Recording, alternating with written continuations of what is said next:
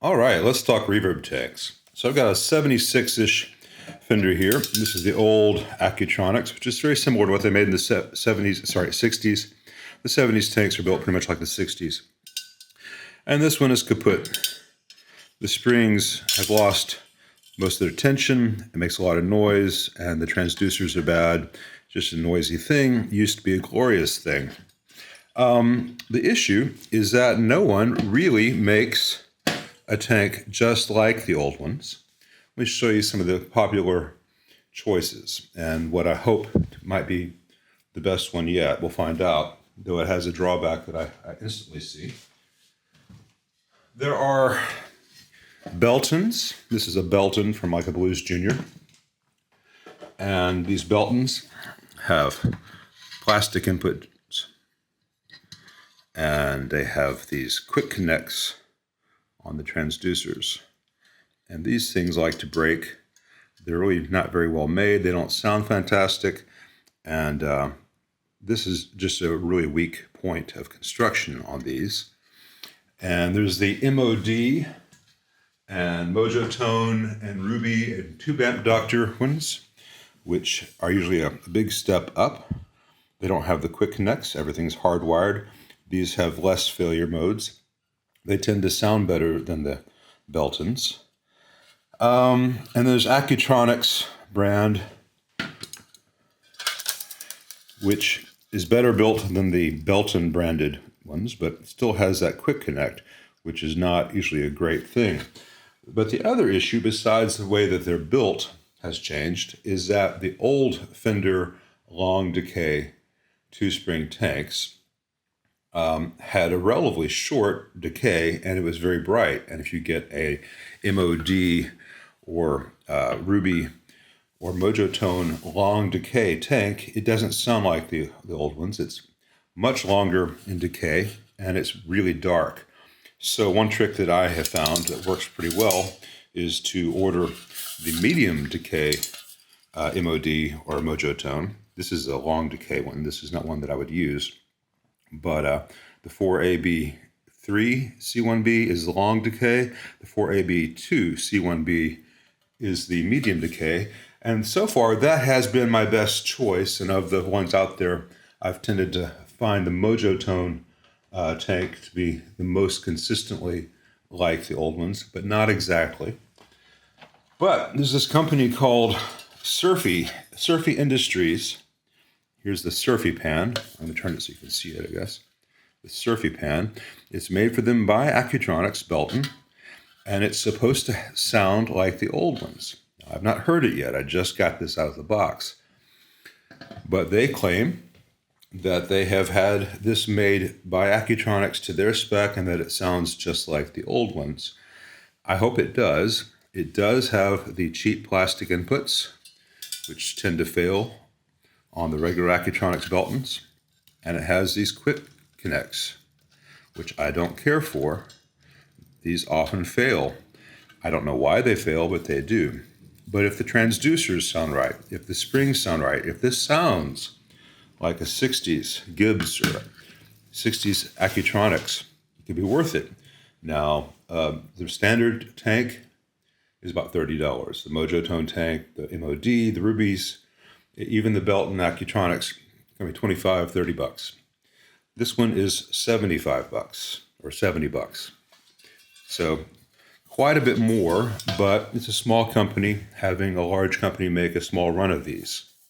So if it sounds great and everyone runs out and buys one, they'll be able to get to make more and bring the price down. So that's not really a negative. That's just a reality of bringing a product to market. I would hope that it sounds fantastic, and if it sounds fantastic, that they then are able to tell Accutronics to say, don't use this, hardwire it like the MODs, etc., because it's a better form of construction. And these plastic RCA plugs don't give me a lot of confidence, but let me put this into an amp and see what the Surfy tank sounds like.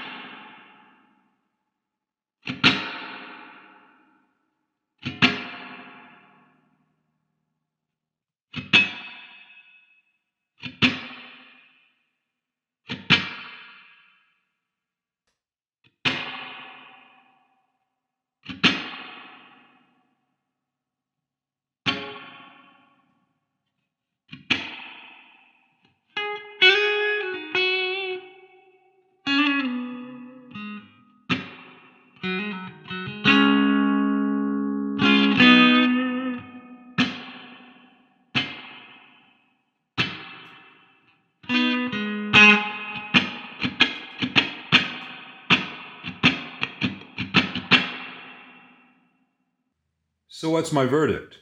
Well, I know that I hear it differently than you do at home because I'm just using the built-in mic of this new camera as I'm making some equipment upgrades. And I think I listened to it on playback. I thought it sounded pretty well representational of what it sounds like in the room. But I'm getting the full experience, and you're just getting that glimpse. I find that its decay is very similar to an old Gibbs or Accutronics from the 60s or 70s. I don't think it has quite the same high frequency content as the originals. I'm not convinced that it sounds all that different from a good Mojotone medium decay. That said, there's been some variation in the sounds I've gotten from the Mojotone medium decays. Some are darker, some are brighter. And this is a sample size of 1 with this Surfy tank. So I don't know whether they're going to be consistent, in which case they're not quite as bright as the old ones, or whether this is, middle of the road. I would need to try at least 10 to really have a better sense of things. So time will tell, and time will tell whether this thing has the same construction weaknesses as other modern Accutronics. Now, I recommended that the owner check out this Surfy tank because I'd heard good things about it, but I told him I had not tried one myself and that I had been using the Mojotone medium decays with good results. If this thing breaks down the road, 6 months from now, one of the springs breaks or the wires break off at the quick connects, like it can often happen with the Accutronics today, I will be glad to put the Mojotone in for him on my dime. So, he likes really good things. I heard really good things about this tank.